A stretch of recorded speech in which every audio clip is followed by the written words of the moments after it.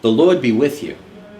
I'm Deacon Keith Fournier, and our first reading is taken from the book of the Acts of the Apostles, chapter 18. One night the Lord spoke to Paul in a vision.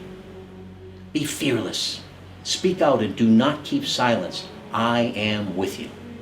I have so many people that belong to me in the city that no one will attempt to hurt you.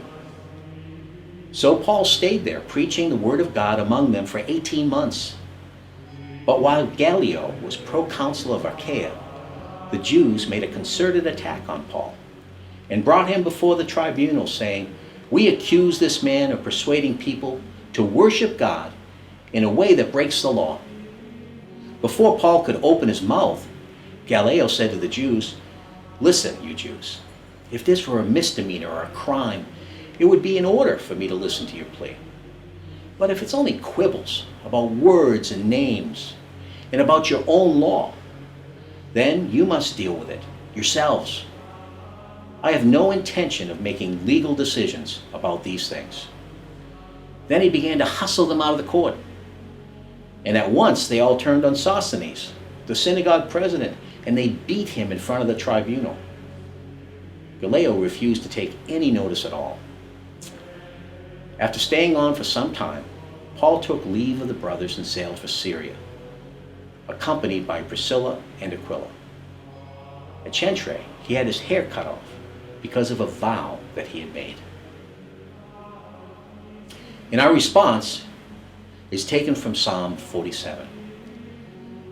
For Yahweh the Most High is glorious, the great King over all the earth. He brings people under our yokes and nations under our feet. He chooses for us our birthright, the pride of Jacob, whom he loves. God goes up to shouts of acclaim, Yahweh to a fanfare on the ram's horn. Let the music sound for our God. Let it sound. Let the music sound for our King. Let it sound. For he is King of the whole world. Learn the music and let it sound for God. A reading from the Holy Gospel according to St. John.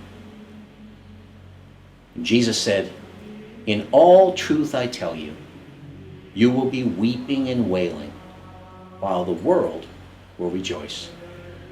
You will be sorrowful, but your sorrow will turn to joy. A woman in childbirth suffers because her time has come. But when she has given birth to the child, she forgets the suffering in her joy that a human being has been born into the world. So it is with you.